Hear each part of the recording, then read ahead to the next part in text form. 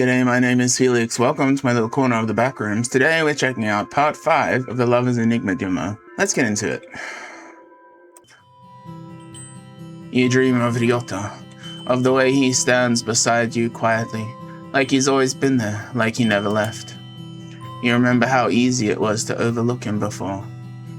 He never demanded anything, never asked to be seen. But now, in the silence after everything fell apart, you notice the way he listens.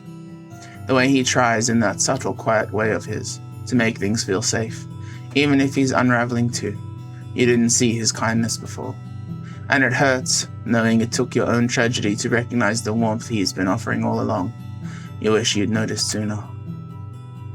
You dream of Haruki. He's laughing again, effortlessly bright, skipping stones like nothing in the world could weigh him down. You barely know him, and yet he looks at you like he's known your sadness forever. There's something about the way he brushes off the dark with jokes and half-serious stories that makes you want to believe in something, anything. And that terrifies you. You don't understand him. A part of you wants to run. You're afraid of what he knows, but something draws you into him. You might be losing your mind. You dream of Ren. He used to be just a name, your neighbor you never thought twice about. But now he's everywhere. In the hallway, on the street, in your dreams. It feels like something is guiding him towards you, or dragging him back from the edge. You can't tell if it's fate or punishment or mercy. Sometimes he looks like he's carrying a burden too heavy for words, like there's something inside him clawing its way out. You wonder what changed. You wonder why you feel like you're supposed to understand him. Why, when he looks at you, you feel like you're both trapped in the same impossible story. You can't tell if some sort of divine intervention is punishing him or giving him a second chance. You never thought you'd find light again, not after Kazuki's death. But somehow you're still standing, still breathing, still piecing yourself together, bit by bit. Maybe he's watching over you. He would have probably said something like, "You should believe in yourself more, Felicia. You're strong in your own way. You've done well. I'm proud of you. I haven't done much, but you've done well. Better than anyone expected from you. Maybe, I guess so. I'm sorry I had to leave so soon. I wanted to stay, I really did. I know. That's why I tried so hard to find out what happened, to help you, to help us. You've carried so much, Felicia, and my biggest regret is not telling you the truth when I had the chance. And even now, you're picking up the pieces I left behind. I'm sorry. This is very pretty. But you're not alone. You've met a lot of people who care about you. They really do love you, and as jealous as that makes you, you might love them too, or at least grow to. I hope my memories won't stop you from living your life. What we had, it meant the world to me, even if it was short-lived. It mattered. You mattered. In this life, and the ones before it. Thank you. I hope to see you soon, but I know that you'll be making your choice soon.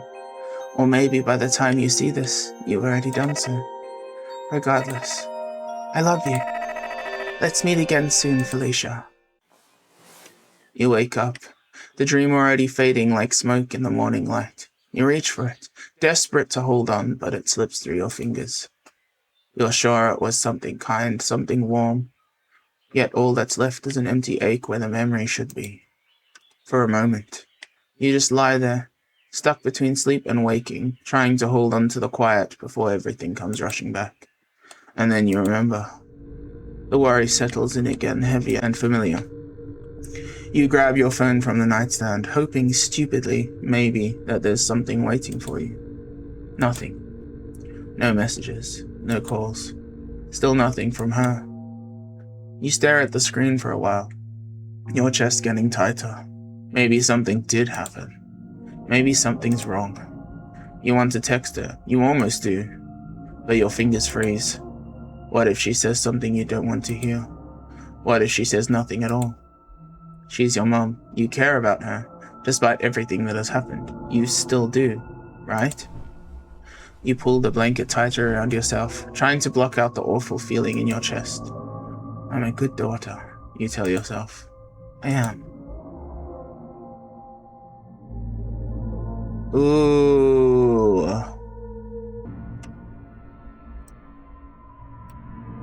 You pick up the phone gingerly and ring your mum.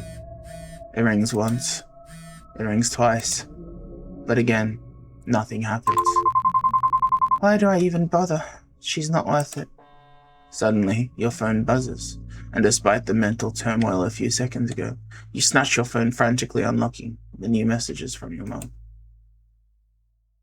Please stop calling this number. As I said before, I will be gone for a while. Keep your heart open and seek out our wisdom. Oh, dude. There it is again. That sense of unease. With everything that's happened last night, and this weird thing going on with Mum, maybe I should call in sick today. Hey, I'm really sorry, but I'm not feeling great today. I don't think I'll be able to come in. I understand. Is everything alright? Yeah, it's nothing big. Just tired, I guess. I'll be fine after some rest. Are you sure? You know I'll always be here if you need anything, Felicia. I know. I'm just tired, that's all. I just need a bit more sleep. Alright. Take it easy, okay? If you need anything, even just someone to talk to, I'm around. Thanks, Giotto. I appreciate it. Of course. Get some rest. You switch off your phone and slip into bed. The sun hasn't fully risen yet, but the morning sun feels cold and sterile, reminiscent of the night before. You close your eyes, but your thoughts claw their way back to your mother. You try not to think about her. You try not to care. But the fear creeps in anyway, quiet, like the never-ending noise in your head. Your skin feels damp with sweat. The sheets feel too tight. Your hair tangled around your neck. Feels like it's choking you. Your pulse studs heavy in your chest, louder than it should be. Too loud. Too similar. They sound like the drums. Like the ones you hear when no one's around. Like something waiting just beyond the edge of sleep. The noise grows until you can't tell if it's in your head or in the walls. And just as your heart begins to race, sleep finally and unwillingly drags you under. I'm getting impatient. I can't stand it. Every heartbeat, every breath she clings to, it grates on me. They keep interfering. One after another, like gnats buzzing in my ears. But it's her I want. Just her. Just one crack. One slip. Let the fear splinter her resolve. Let the despair hollow her out. I just need her to crack. And then, finally, I can feast. The others, they're moving faster than I anticipated. Their hands are all over the board, pulling her this way and that, away from me. We have to act now, before she... No, not again. I won't lose her to them again. She won't make the wrong choice. She won't. I just need one more chance. One opening, one whisper in the right ear. If I can reach her again just once, she'll remember. She'll remember everything. And then, she'll come back to me. What the helly? You jolt awake, breath catching in your throat. Your eyes blink against the light, only to realize there is none. You fumble for your phone. The screen glows to life. Two things greet you. The time, 8 p.m., and a single message from your mother. Your heart stutters as you unlock it. The message is short, unmistakable. I'm fine. Okay. You stare. Your chest tightens. You don't know what to feel. Saying I'm fine in all caps with with nothing else, like just I'm fine in all caps does not seem very fine. You're never one to linger in communicating with her. A quick word or two usually suffices, and yet, this time, unfamiliar weight coils in your chest, slow and insistent. A flicker of uncertainty, sharp as a spark. begins to burn beneath your ribs, urging you to reach out and ask for more. You want to ask her, "Are you sure? If something's wrong, please let me know." But instead you hesitate, your fingers hovering over the screen. You know you should, you know you want to, but you can't bring yourself to do it. No, maybe it's nothing. You're just being paranoid. Nothing to get too worked up over, as Mom always says. You tap send. But then, nothing. The screen pulses with silence, followed by the system error. Message failed to send. Recipient unavailable. What? You feel the burning rise again, bubbling up behind your eyes, hot and relentless. She probably turned her phone off. I'm just being overly anxious again. Girl, turning your phone off doesn't mean you can't receive a message. You don't get that kind of, system error just because your phone is off. Maybe I should just get out for a bit, run some errands, even if it's late. You clean yourself up and head out, trying hard not to think about anything else. But no matter how hard you try, her words cling to you, because you know far too well how it is to lie so easily. My task list empty?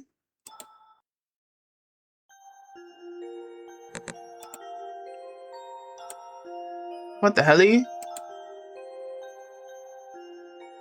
Okay.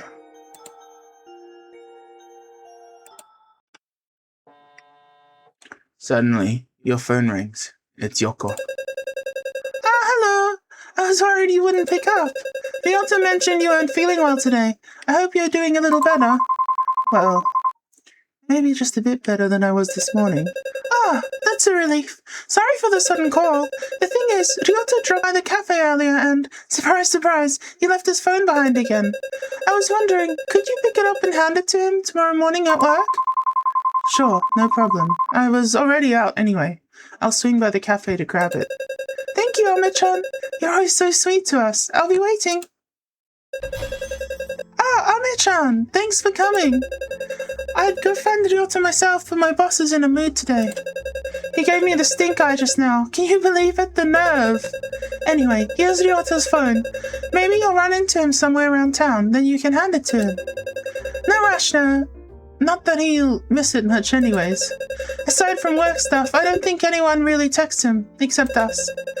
Oh no, that sounded mean, didn't it? I didn't mean it like that. Oops. Anyway, I hope you're feeling better. I'm doing alright, yeah. It's alright. You've got that look to you again. That look that says you're trying to figure out something or someone. Is this about your mom? How did... You've always got that distinct frown whenever you think about your mom. She's keeping things from me again. I mean, she's always like this, but I don't know why this time it feels particularly stressful. And I'm afraid of pushing and asking her because that's not like me either, to worry so much about her, either. I'm just confused and scared of what she might say. It's terrifying, isn't it, the idea of not knowing? It's even more terrifying to ask, not just because of the lies, but because once the truth comes out, it changes everything. Maybe you're not sure if you even want to know everything. Because what if knowing makes it worse? But you can't live your whole life walking on eggshells, Felicia. You can't keep shrinking yourself to fit into other people's secrets. You're allowed to feel betrayed, you're allowed to be angry, but don't let that anger become your compass. Let it pass, then ask. Push for the truth, even if it hurts, and when you get your answers, really listen. You don't have to trust blindly, but don't shut people out just because they keep things from you either. Hey, you don't tell me everything either, but I'm sure you have your reasons. Sometimes people hide things because they're scared too. That doesn't make it right, but maybe it makes them human. Anyway, I'll stop being dramatic now. Thanks again for helping with Ryota's phone. I should get going before my boss gives me another stinky eye. I'll see you around, Felicia. Where is... Oh, Kitty! Where is Ryota? Suddenly you feel a tap on your shoulder. Oh, Jesus fucking Christ, dude.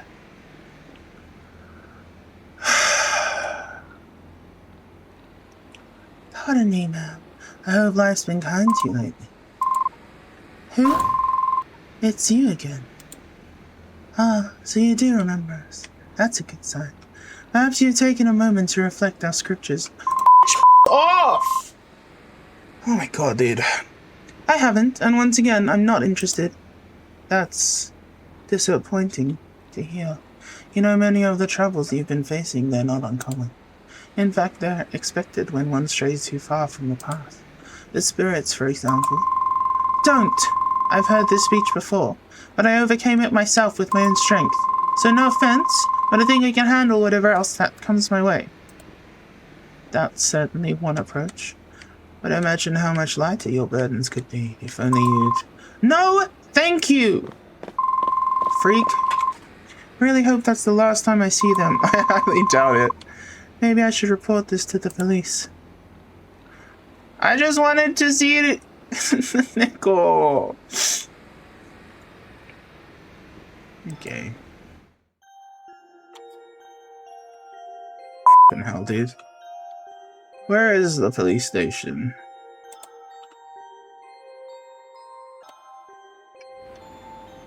You hear someone call out your name. Felicia, there you are. Footsteps close in fast. Before you can react, you feel the heat of someone's breath against your cheek. Oh my fucking god! I'm so pissed off, dude. Sorry for yelling. I've been looking everywhere for you. The others keep letting you slip through, but not me. I don't blame them though, they're not exactly persuasive. But you can't keep running from this, you have to listen. There's not much time left. Come with us. You'll see. You'll understand. I said no! Stay away from me! You try to push him away, but he only steps closer, his eyes dark and unyielding. You don't get it. They don't want us to tell you anything, but I know you want to know. It's tearing you apart, isn't it? That emptiness, that fear. I can take it away. Right now. All you have to do is follow me. What are you gonna do, murder me, dude? The stranger reaches out to grab your arm, but stops himself, slightly hovering above your skin. One step is all it takes. No! I'm not going anywhere with you! You don't understand what's at stake, so just come with us. He'll guide you to salvation. I told you no! Stay back! This isn't just about you anymore. I have to do this for all our sakes. His hands shoot out, grabbing your wrists. It's cold, firm, and desperate. What the? Let go of me! Someone help! You scan your surroundings, but the people nearby avert their eyes, walking faster, pretending not to see. What the f***? It's really rude. You twist, fight, your heart pounding as his grip tightens. He'll save us, all of us, through me, through you. It hurts! What? What's wrong with you? Let go! In his agony, his grip falters. You yank yourself free, stumbling back and running, leaving him behind, writhing, babbling in broken fragments. What the hell, dude? Let me check the station for Ryota. Should I try going back to the police station?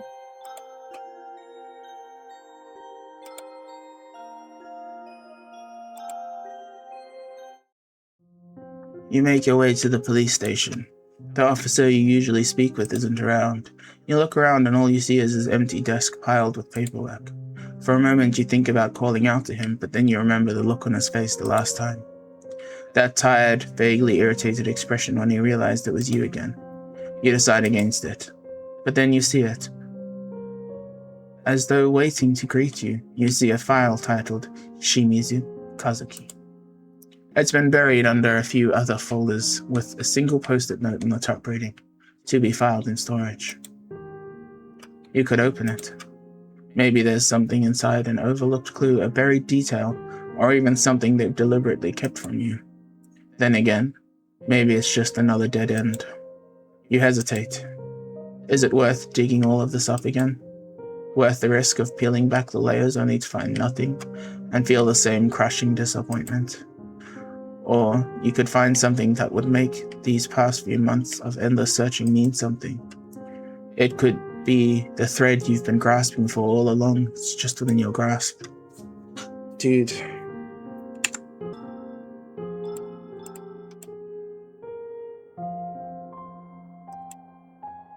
You reach out with trembling hands, rifling hastily through the stack of old files. Your eyes skim across familiar lines, skipping through things you already know. Shoes found along the riverbank, belongings washed up after the storm, body not found. Nothing new, just the same haunting fragments of a story you already know too well. You continue flipping. Occupation, journalist, married to Felicia. Spouse, employed as editor at company. These are facts too, but these ones, they hit differently, heavier. Pieces of the life you built together, now reduced to cold lines on official paper. Then something catches your eye. Last seen leaving his place of residence at 8:30 p.m. At 9 p.m., a passerby reported someone drowning. Police arrived at 9:15. Shoes and some clothing recovered. A wedding ring returned by the civilian who witnessed the drowning. The wedding ring? I never got the ring back. And then you see it, tucked at the bottom of the form. The civilian. Fukuda Renjiro. NANI?! The ring was eventually collected by the deceased's mother-in-law. Your mother. The ring. They knew. They knew. They knew about the ring. She knew about the ring. You remember kneeling by the riverbank, fingers digging into the mud, hoping for a miracle. The times where you swore you saw it glinting beneath the water's surface. Seriously, how many times are you going to go back there, Felicia? The ring's long gone by now. Get a grip. And all this time, they had it. Why? Why wouldn't they tell you? Was it to protect you? Or did they just think you didn't deserve to know? You don't know who to be angrier at. You want to scream, to cry, but most of all, you want answers, because if this was hidden from you, what else have they both kept from you? You barely know him, you realize. All this time, and there's still so much he's kept hidden. The secrecy, the manipulation. You can't tell if you've been protected or played. Maybe you never really knew who Ren was. Maybe you never tried hard enough to. Look, I think I could be just like covering for Ren here, but I personally think that he probably didn't say anything because he assumed that the police would have given it to her, right? How was he supposed to know that the mom would take it and not tell her? Because up until recently, they never really discussed things, you know? They never had proper conversations. I personally could be wrong. I could very well be wrong, but I don't think Ren was like purposely trying to be like, oh, let me keep this from you. Do you still trust him? Yes, I do. Truth be told, you're sick of people keeping you in the dark, but maybe there's a good reason for it. A part of you wants to be angry, but more than that, you want to believe in him. You'll confront Ren when the time comes, but this won't shake your belief that he's a good person. You can trust him. Okay. Gotta try and find Ryota. Sanity decreased. Oh, hell, dude. Affection with Ren increased. It's really late. I better head home before Mom gives me a mouthful. She's not talking to you, dude! Anyway, should I stop by the konbini? I'm just trying to think of where Ryota would be. Stop by the konbini. Konbini is closed. Something's wrong. You don't know how or why, but you know. It slams into you like a wave. The pull, the panic, the overwhelming sense that something at home is off. Like a fire just started and you didn't hear the alarm. Like you're already too late. I have to go. Something's not right. The konbini is closed. I better head home before Mom gives me a mouthful. She's not talking to you, brother. Oh my god, dude. I thought we had until 11 to like hang around. Oh, there's the station. Head to the train station, debating whether you should look for your mum or just get out of this place entirely. The announcement crackles overhead. We apologize for the delay, but we are currently dealing with an incident caused by a person on the tracks. You've heard it a handful of times since moving to the city, but it doesn't seem to affect you as much as it did the first time. Still, something about the announcement feels off, like it's not just another delay. You glance around, but the station is eerily quiet, save for the faint hum of the fluorescent lights overhead. It's really late. I better head home before... I'm gonna friggin' punch you, dude. Me off. Stop talking about your mom. Why did I not find this earlier? What the hell, dude? Alright, fine, we'll go home. F***ing hell. Better head home before Mum gives me a mouthful. You hear footsteps approaching from behind. I swear to God, if it's those cold freaks again. I'm so pissed. This is the third fucking time today. Hello, ma'am. We meet again. You again. No matter how many people you send to me, I don't want to hear it. So listen to me for the last time. I don't want anything to do with your organization, so leave me alone. Yes, you made that perfectly clear. Twice, in fact. But this isn't about you. It's about your mother. My mother? She has finally embraced the full potential of our Lord Hiroshi no Kami. I fucking knew it! Sorry, I punched my desk. Of course she has. She's transcended. She's become one with him. Girl, what? What are you talking about? Where is she? As I said, she has risen in ranks and she is one with the Lord now. We can help you too, just as we helped her. So come, follow us. We'll give you salvation. No, just tell me where she is. She's with us, and judging by the look on your face, you're worried. She sent you a message, didn't she? What did it say?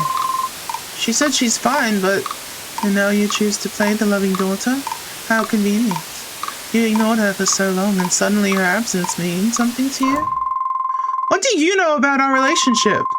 I do care about her. Things are just complex and our relationship is complicated. And don't you want to fix that? It's not too late. You can still have the mother you always longed for. It's all within your reach, as long as you join us. No! Your phone rings, slicing through the tension like a blade. I need to answer this. Hello? Alicia, something's wrong. It's Kazuki's spirit. He's acting up again. Worse than before. I think there's some kind of auspicious date today that's tied to his death. I didn't realize it until now, and I think it's triggered something in him. Kazuki? What's happening? What's wrong with him? Whatever's been haunting that house, it's getting stronger, more aggressive. But, Haruki, I thought you said it wasn't Kazuki causing it. Look, I think you'd better come home, fast. I'm already here waiting for you. Just hurry, okay? I have to go. Please, just tell my mother to contact me directly. Wait, you don't have to go. Come back. Girl, f*** off. Haruki? What's going on?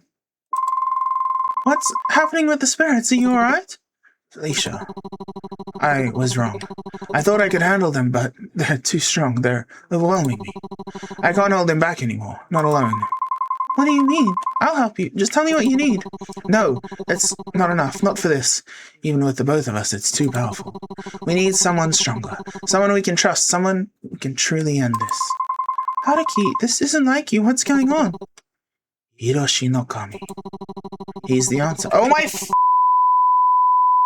my brother in Christ, I'm about to punch you out of my house. You gotta be shitting me. I'm so pissed off, dude. I'm so pissed off.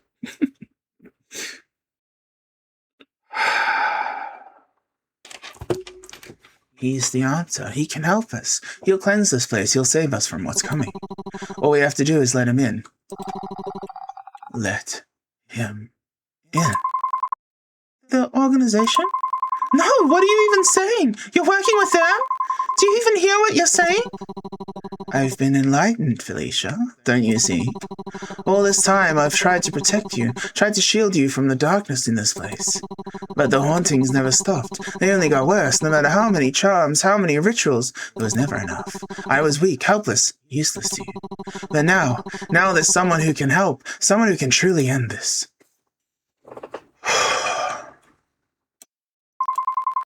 You're wrong, Haruki. You have been helping me. You always have. No. The spirits are still here. They haven't stopped. They're getting worse. That's not your fault. What's happening isn't because you failed. You've helped me in more ways than you even realize. Without you, I wouldn't have made it this far. We don't need some false god to save us. You're strong, Haruki. And I couldn't have done any of this without you. And what good has that help done, in the end?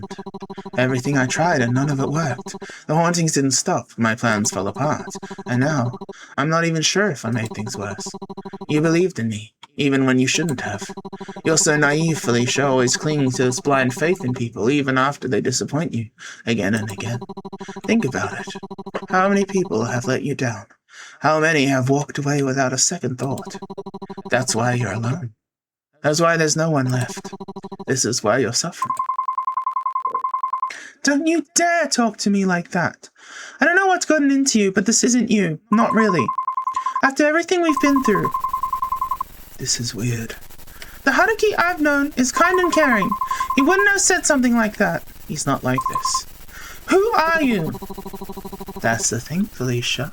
You barely even know me. And yet you stupidly still trust me. This isn't Haruki. For what reason, I wonder? Other than your supposed stupidity, bitch.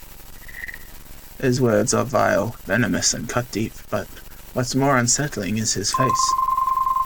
I can't trust you. That's not you, Haruki. This isn't Haruki. Holy shit, dude. I trust you, Haruki. The real Haruki. Because whatever's standing in front of me right now, that's not him. So I'll ask you one more time. Who are you?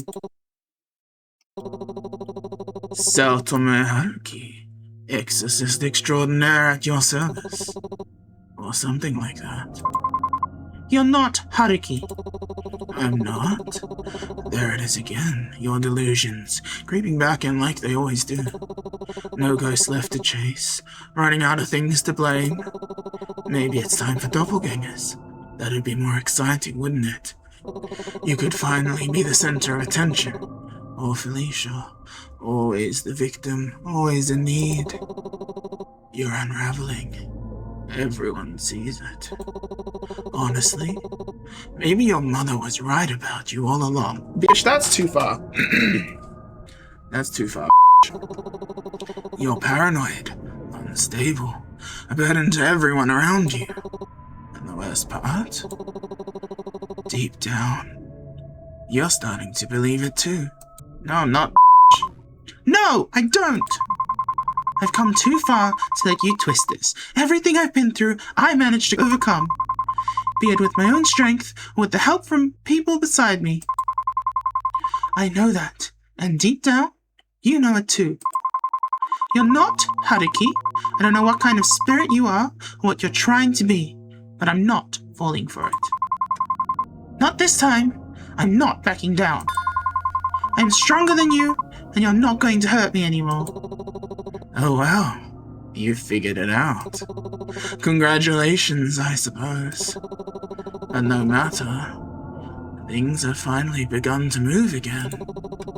You know, I really do want it to end, to finally put this wretched game to rest. But with every cycle, every turn, I will grow stronger, and soon, I won't need you at all. I've seen so many versions of you, each version still clinging to hope, still screaming into the dark. But you always come back, you always try. And I always win. Over and over and over again. Let's see how long you last this time. Felicia, wake up! Please, you have to get up! The fire, it's almost on you. You can survive this, but only if you move. Felicia, listen to me. Get up. Get up, Felicia. Get up. What? Your skin stings. Your clothes are burning away, melting to ash against your body. But still, you move. Somehow you push yourself up. You scan the room in a panic, the smoke thick in the air, heat licking at your skin. Then your eyes land on it. The incense from Kazuki's shrine has toppled over. Somehow, The flame grew large enough, and now it's spreading fast. The fire crackles and roars, devouring everything you once held dear. You stumble back, overwhelmed. Part of you wants to collapse right then and there. What's the point in fighting? What's left to save? But then, through the rising smoke, you see it. Kazuki's photo, shattered on the floor, the glass fractured but his face still visible. Something stirs in you. You have to keep going. You grit your teeth, push yourself up. You stand. Every step is agony. You're so close. Your hand reaches towards the door handle. But then something grabs you. A hand, cold, strong. Fingers curl around your neck, yanking you back into the smoke. You're not going anywhere. You thrash, choke, claw at the air. You are so close. The door is right there. But the smoke swarmed your vision, curling into your lungs like poison. You almost made it. Almost. Something rips at your skin, dragging you back into the blaze. Is it the fire itself? The creature? You can't tell. Your thoughts are blurring, flickering like dying embers. And just as the darkness threatens to swallow you whole, you see it. A silhouette rushes through the smoke, fast, desperate. The real Haruki! Arms wrap around you. Someone lifts you up. You can't see their face, but they're real, warm, solid. And then, you breathe a sigh of relief and finally let go. End of demo version. Thank you for playing. Oh my god, that was so good! That was so good, dude. Yes. Wow! Even though I got so tilted this episode, I really enjoyed this demo. I'm looking forward to when the full game comes out. So, as always, thank you so much for watching. Feel free to let me know if there's any other game you would like for me to check out. I'm happy to take suggestions since this game was a suggestion. So, if I can, I'm willing to look into any games you're interested in. Take care of yourself, and I will see you in the next one.